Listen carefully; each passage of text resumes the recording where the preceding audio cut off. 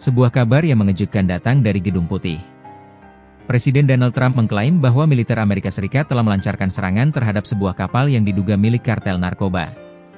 Yang paling mengejutkan, Trump menuduh kartel ini beroperasi di bawah kendali langsung Presiden Venezuela, Nicolas Maduro. Serangan yang terjadi di perairan internasional Karibia ini menewaskan 11 orang dan menandai sebuah eskalasi baru yang sangat agresif dalam kebijakan luar negeri AS. Tapi, apakah ini hanya operasi kontra narkoba biasa? Atau ini adalah langkah strategis yang jauh lebih besar?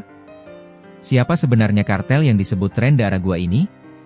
Dan mengapa Trump secara terang-terangan menghubungkannya dengan seorang presiden negara lain? Mari kita bedah tuntas. Melalui platform media sosialnya, Truth Social, Presiden Trump mengumumkan bahwa atas perintahnya, militer AS melancarkan sebuah serangan di kawasan selatan Karibia. Targetnya adalah sebuah kapal yang diidentifikasi milik kelompok kriminal yang ia sebut sebagai organisasi teroris asing, Tren de Aragua atau TDA.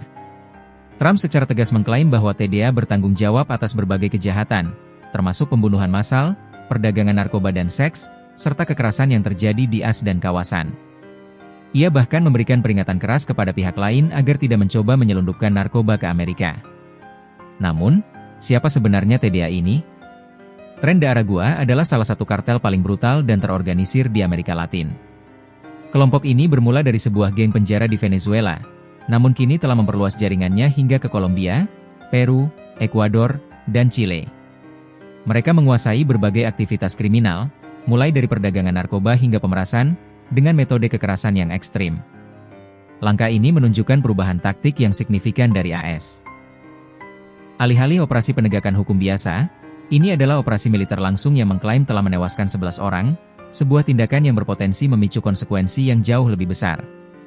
Poin paling krusial dari pengumuman Trump adalah tuduhannya bahwa kartel TDA beroperasi di bawah kendali Nicolas Maduro. Ini bukan kali pertama AS mengaitkan pemerintah Venezuela dengan aktivitas kriminal. Sejak beberapa tahun lalu, pemerintahan AS telah menjalankan apa yang mereka sebut sebagai kampanye tekanan maksimum terhadap Venezuela, dengan tujuan untuk menyingkirkan Maduro dari kekuasaan. Pada tahun 2020, Departemen Kehakiman AS bahkan mendakwa Maduro dan beberapa pejabat seniornya atas tuduhan narkoterorisme. Menurut Washington, rezim Maduro menggunakan perdagangan narkoba sebagai sumber pendanaan, dan melindungi kartel seperti TDA sebagai bagian dari operasi ilegal mereka. Oleh karena itu, bagi AS, serangan ini bukan hanya soal memberantas kartel, tetapi juga tentang memberikan tekanan langsung pada pemerintah Venezuela. Menteri Luar Negeri AS, Marco Rubio, bahkan menyebut operasi ini sah secara hukum karena TDA telah ditetapkan sebagai organisasi teroris asing pada Februari lalu. Status ini memberikan militer AS kewenangan yang lebih besar untuk mengambil tindakan langsung di luar batas negara mereka. Tentu saja, tuduhan ini dibalas dengan amarah besar dari Caracas.